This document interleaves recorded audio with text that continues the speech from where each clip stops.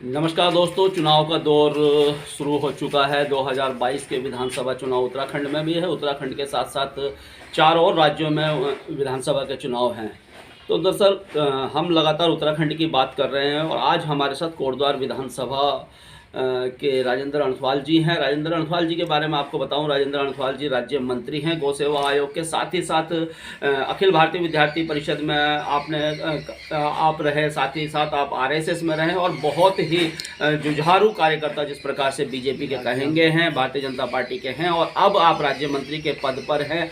दोस्तों, भारतीय जनता पार्टी की एक विशेषता ये जरूर है कि ये बूथ लेवल पर इनका जो स्ट्रक्चर रहता है या जो इनके कार्यकर्ताओं का जो कार्य होता है वो बहुत अच्छा रहता है और दूसरी जो पार्टियां हैं वो इन चीज़ों पर काम नहीं कर पाती।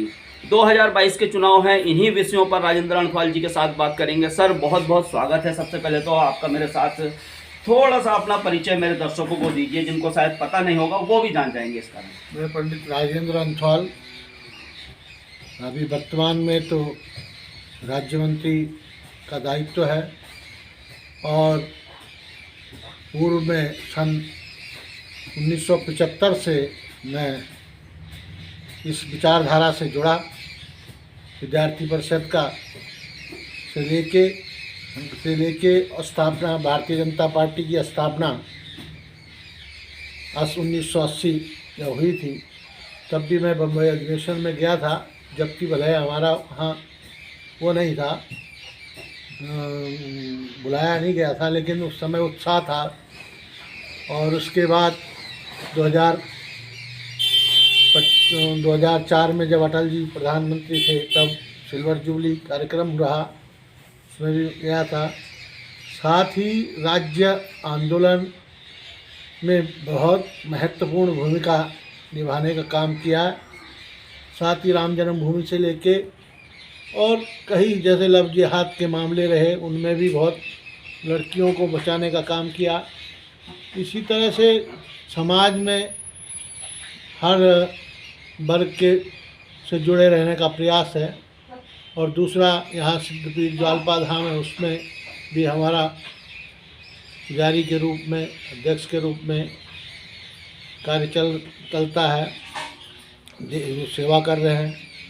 दूसरी बात कि अपने से जो भी बन पाया वो पूर्णतः किया और निरंतर, कोई ऐसा नहीं है कि एक दिन कर दिया और फिर बैठ गए।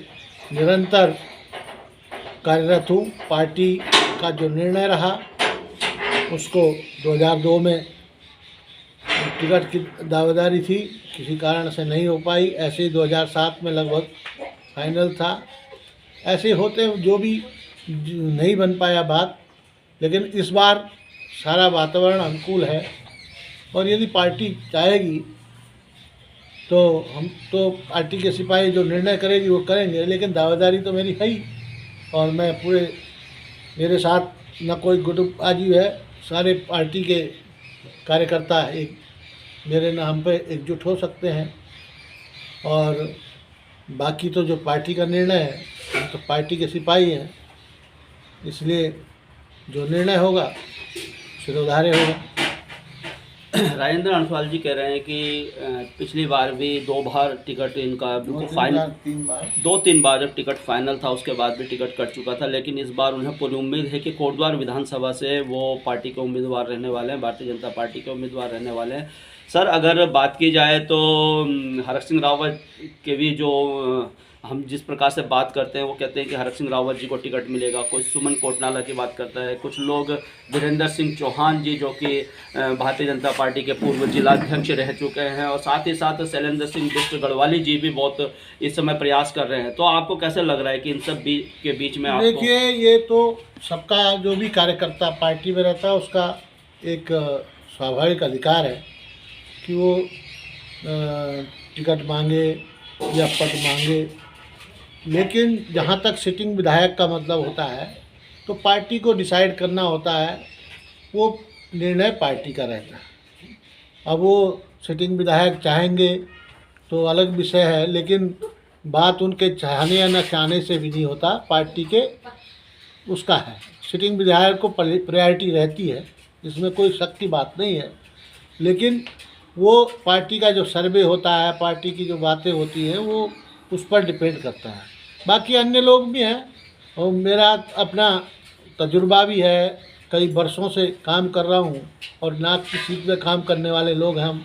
कोई ऐसा नहीं है कि इस दल में चले गए, उस दल में चले गए, यहाँ आ गए, आ गए तो पार्टी विरोधी काम कर दिया है। कोई अपना, फिर कोई अभी तक भगवान की दया से कोई ऐसी वो नहीं है, सभी के हिसाब से भी हर तरह से। बाकी सबको अपना अधिकार है, जो पार्टी में काम करता है उसको अधिकार है। अ, सर कह रहे हैं कि सभी को अपना अधिकार है और सभी पार्टी में चाहते हैं कि हम भी विधायक बने इसी प्रकार से, लेकिन जिस प्रकार से राजेंद्र राणफाल जी कह रहे हैं कि मेरी साफ छवि है और कभी भी पार्टी विरोधी गतिविधियों में आप शामिल नहीं रहे हैं, तो कहीं ना कहीं मुझे तवज्जो दी जाएगी और पूर्व में भी जो उनके अनुभव हैं उनसे भी पार्टी फ़ायदा लेगी। साथ ही सर अगर मान जाएं आपको विधायक का टिकट मिल जाता है कोटद्वार विधानसभा से, तो मैं देख रहा हूं सर कि अगर समस्याओं की बात की जाए तो समस्याओं का तो अंबार लगा है और एक बार कांग्रेस और एक बार बीजेपी कोटद्वार ही नहीं उत्तराखंड में रहती है, तो बड़ा टफ रहने वाला है आप लोगों के लिए चुनाव, अगर मेरी माने तो। क्योंकि काम के मामले में जिस प्रकार से हम लोगों से बात करते हैं, आप देखिए कि अवैध खनन किस प्रकार से इस बार जिस प्रकार से अवैध खनन हुआ वो रुक नहीं रहा है। साथ ही साथ लालढंग चिल्लर खाल मार्ग है, जिला बनाने की जो बात थी, मोटर नगर का बस अड्डा था, जो आप खुद स्वयं गौ सेवा आयोग के अध्यक्ष हैं और जानवरों की क्या स्थिति है यहाँ पर, जो निराश्रित गौवंश है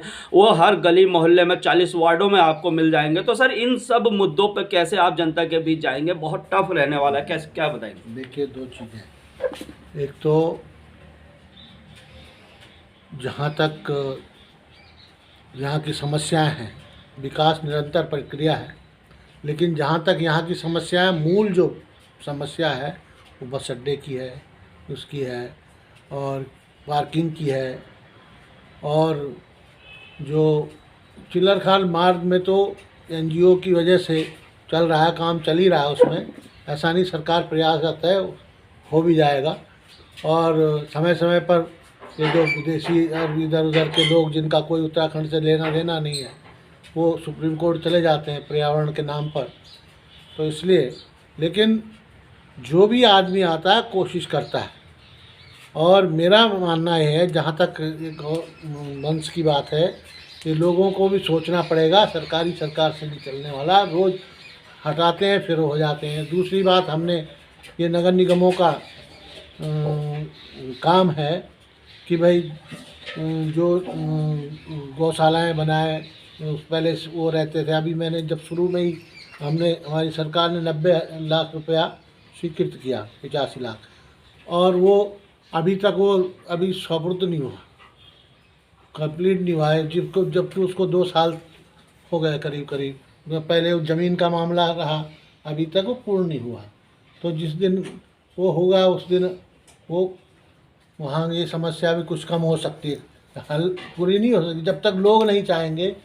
जब तक लोग दूध खा के छोड़ दे रहे, बछड़े को छोड़ दे रहे, तो वो समस्या का निदान अभी है जब लोग बाग भी वो करेंगे। हमने उसमें अधिनियम में संशोधन किया है, जो लोग ऐसे छोड़ेंगे उनको दंडित करने का भी प्रावधान है। अभी कामधेनु मिशन कामधेनु भी चलाया और कई गौशालाएँ बनी, उसके लिए उसमें भी ढील दी है। जो एनजीओ हमारे यहाँ रजिस्टर कराएगा उनको अनुदान भी देते हैं। तो इसलिए ये चीज़ें हैं और उसमें और बढ़ोतरी की जा सकती।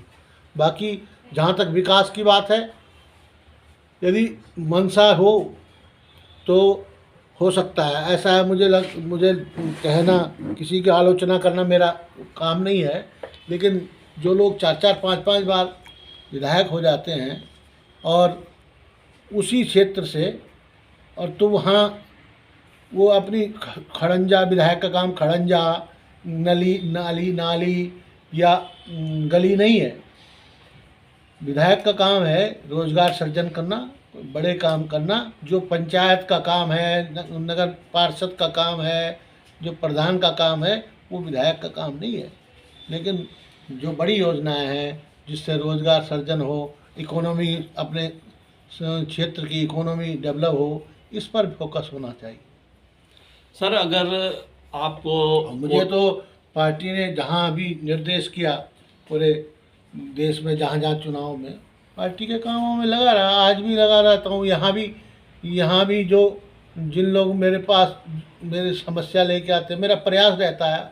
वो कुछ बात ऐसी होती है कि कोई हो भी जाते हैं, कोई नहीं भी होता, लेकिन प्रयास दिखना चाहिए। सर आखिरी सवाल मेरा यही रहेगा कि अगर कोटद्वार विधानसभा से आपको टिकट मिलता है तो क्या किन मुद्दों पर आप चुनाव लड़ेंगे और क्या प्रायोरिटी आपकी रहेगी? देखो जी, जो हमारा पहाड़ से पलायन होके यहाँ कोटद्वार आता है और कुछ दिनों बाद यहाँ से भी पलायन होता है, उसका कारण है कि रोज़गार के साधन कम हो रहे हैं। यहाँ एक BL बहुत अच्छा है।